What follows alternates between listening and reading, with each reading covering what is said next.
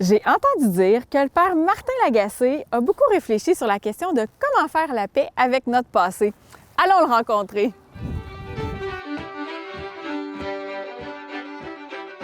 Vous avez organisé il y a quelques années un colloque sur la guérison de la mémoire. Est-ce que vous pouvez nous en parler davantage? D'où est venue cette intuition et ce désir de parler de ça? Voilà, la guérison de la mémoire, c'est d'abord une expérience personnelle que j'ai faite quand je me suis converti à l'âge de 24 ans. J'ai fait cette expérience que l'amour de Dieu peut guérir nos blessures du passé, ce qui fait qu'on n'est pas condamné à traîner toujours nos mêmes limites, à retomber toujours dans nos mêmes impasses, mais que Dieu est capable de nous donner un cœur nouveau, un esprit nouveau.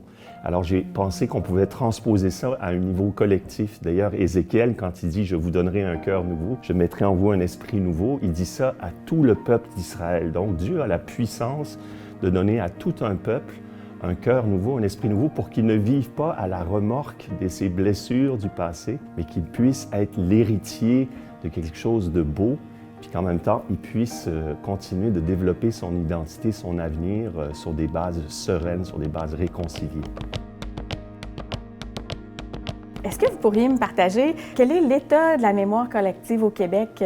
Alors oui, on est dans l'état de, moi j'appelle ça le paradoxe québécois, c'est-à-dire qu'on est un peuple qui a été vraiment engendré par l'Église en grande partie. On connaît toute l'action des institutions, depuis la santé, l'éducation, évidemment la religion, l'influence énorme, jusqu'aux années 60 où tout un peuple finalement décide de se détourner de ce qui l'a engendré. Fait que ça crée ce que j'appelle le paradoxe québécois. C'est qu'on a vraiment renié en grande partie nos origines. Et ça a des conséquences sur notre identité, sur notre manière de vivre aujourd'hui. Alors la guérison de la mémoire, c'est de dire, mais comment essayer de recoller les morceaux? Comment essayer de réconcilier les Québécois avec leur passé, mais pas dans une optique de nostalgie, mais de reconnexion avec nos racines. Voilà un petit peu la situation du Québec.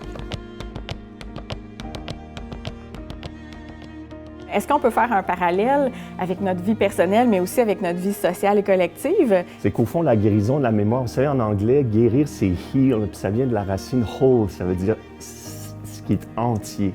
Quand on est blessé, on est fragmenté. Alors, la guérison de la mémoire, ça va être de reprendre, essayer de reprendre l'ensemble des choses pour refaire l'unité. Alors, mais c'est important aussi d'identifier nos blessures. C'est clair que nous, les Québécois, on a été blessés par la conquête britannique, par exemple. Qu'est-ce qui est arrivé à ce moment-là? Toute l'aristocratie, qui était le leadership de la colonie à l'époque, est rentrée en France. On est un peuple qui était comme orphelin. Et qu'est-ce qui va arriver? C'est que progressivement, c'est l'Église qui va être comme une marraine, qui va prendre en charge cette société, qui va donner un leadership, en plus de ceux qui s'investissaient au niveau politique. Et avec le temps, elle va prendre une place de plus en plus importante jusqu'à devenir omnipotente.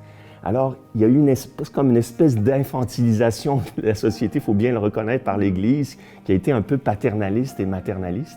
Alors, avec la Révolution tranquille, c'est la crise d'adolescence. Ça explose. On ne peut plus supporter cette tutelle. Puis effectivement, il fallait que ça change, il fallait que ça se modernise. On était encore dans un système un peu médiéval, il faut le reconnaître, au Québec. Alors, il y a eu la Révolution tranquille, mais cette crise d'adolescence, normalement, ça mène à l'âge adulte. On est toujours pogné dedans, on est toujours dans un rejet très violent de notre passé. Et c'est ça qu'il faut essayer de guérir. Et ça suppose une guérison de l'intelligence dans notre lecture du passé. Quand une mémoire est blessée, elle est sélective, elle est fascinée par ce qu'il se fait mal. Puis au Québec, on n'arrête pas de parler des mauvais coups de l'Église, puis on n'est plus capable de voir tout ce qu'elle a fait de bon, de beau et de vrai. Pourquoi? Parce que cette blessure de l'intelligence fait qu'on fait une lecture anachronique. On lit le passé à la lumière des valeurs actuelles qui sont très individualistes, alors qu'on était une société collective. On était une société où la famille était importante, où le bien commun était au-delà de tout. On était prêt à plein de sacrifices. Quand on entend ça aujourd'hui, on dit « Mais c'est quoi cette société étouffante, etc. » Mais on ne comprend plus l'esprit qui animait.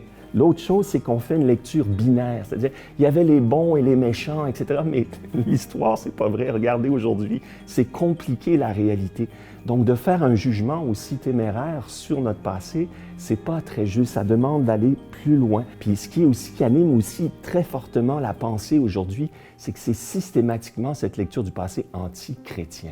Il faut comme mettre l'Église dehors. On est pogné avec ce qu'on appelle le mythe du progrès. Le mythe du progrès, c'est que si tu veux avancer, il faut que tu rejettes ce qui était derrière. Plus tu vas rejeter le passé, plus ton avenir va être brillant. Mais c'est simpliste comme vision.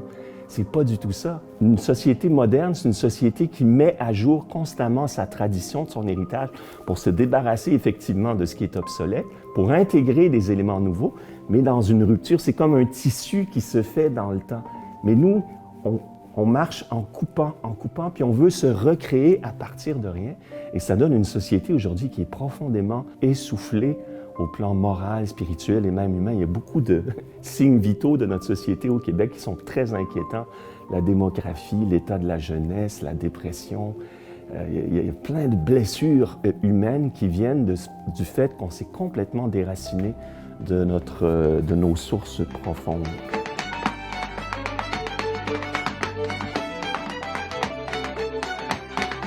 Alors, on peut faire l'analogie avec notre histoire personnelle. Je veux dire, on a eu des parents qui étaient imparfaits. Alors, forcément, ils nous ont blessés à quelque part. Et on peut rester fasciné par je suis fâché contre papa qui était autoritaire, maman qui était castratrice. Puis, je suis plus capable de rendre grâce pour tout ce qu'ils m'ont apporté de beau, de bon et de vrai, qui fait ce que je suis. Après, je suis devenu ce que je suis. C'est sûr que je ne suis pas un copier-coller de mes parents. Il faut que j'avance.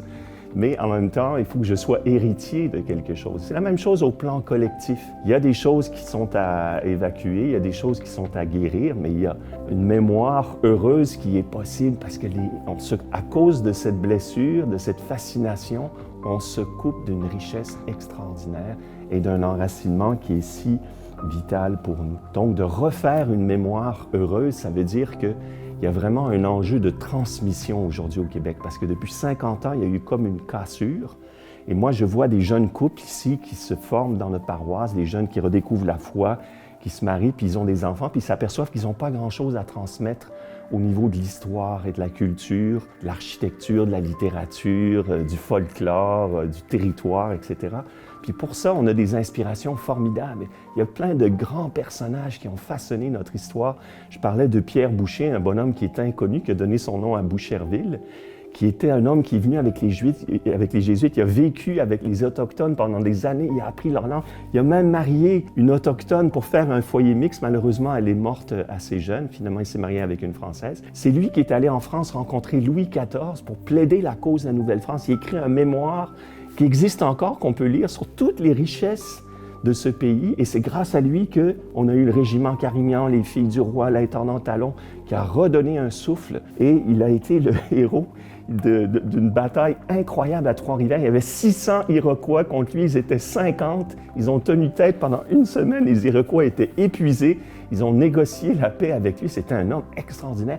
Et il a fondé la seigneurie la plus prospère de Nouvelle-France, qui est devenue Boucherville, qui faisait l'admiration jusqu'en France. Puis il y en a plein dans le domaine artistique, dans le domaine politique, militaire, de ces figures qui nous réjouissent le cœur. En fait, on se dit, mais on a de quoi être fiers.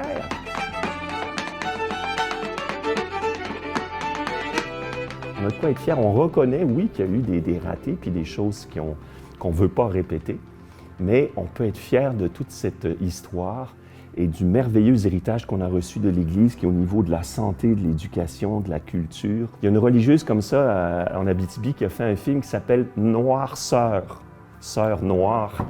Et puis, à la fin de son film, elle allume 5 chandelles parce qu'elle dit « Les frères et les sœurs, ils ont animé au niveau de la santé, au niveau de l'éducation, au niveau du loisir, au niveau artistique. » Puis je ne me rappelle plus, la 5e, elle allume 5 bougies, puis là, elle souffle sur les bougies. Elle dit, c'est ça la grande noirceur. Quand on oublie toutes ces lumières qui sont venues grâce à nos religieux, nos religieuses entre autres, au Québec, c'est incroyable la générosité qu'il y a eu dans les familles, les vocations. Et pas juste pour le Québec, les Canadiens français ont été missionnaires dans le monde entier. C'est-à-dire qu'il y a eu un débordement de générosité, d'évangile qui a voulu se transmettre dans le monde entier. Et aujourd'hui, on ne fait que taper sur les aspects négatifs et mesquins, alors que cette grande générosité, ce rayonnement, on l'a complètement oublié. Donc la guérison de la mémoire, c'est pas de nier les faits, c'est de dire toute la réalité. Alors j'espère écrire un petit livre là-dessus pour simplement relater des faits dans nos rapports aussi avec les Premières Nations, avec les Autochtones. Il y a des choses terribles qui sont ressorties. Mais il faut dire aussi tout ce que le bien qui s'est fait dans la durée. Le bien ne fait pas beaucoup de bruit et le mal, malheureusement, fait beaucoup de bruit. Mais encore une fois, on ne va pas nier les choses, on ne va pas passer d'une légende noire à une légende dorée, mais on va dire toute la réalité. C'est ça qui est guérissant, c'est ça qui est réconciliant. Et réconciliant, ça veut dire aussi qu'il y a des pardons à donner aussi. C'est là où l'aspect vraiment spirituel entre en jeu. Je pense que pour vraiment guérir, encore une fois, on peut le voir au plan personnel, au plan familial, si on veut vraiment se réconcilier avec notre passé, il y a des pardons aussi à faire.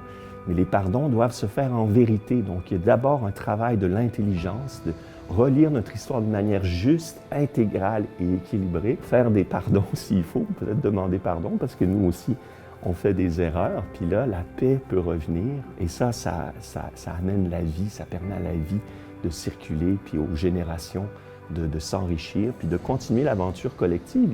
Notre identité n'est pas dans le passé. Elle est vraiment toujours en train de se définir, mais encore une fois, comme une trame, comme un tissu qui n'est pas découpé, mais qui se tisse à mesure qu'avance le temps. Merci beaucoup, Père Martin, pour vos propos éclairants. J'ai déjà entendu dire qu'il était facile d'être compliqué, mais qu'il était parfois difficile d'être simple. Je pense que c'est un sujet qui est complexe, mais vous avez rendu ça abordable et je vous remercie sincèrement. Avec plaisir.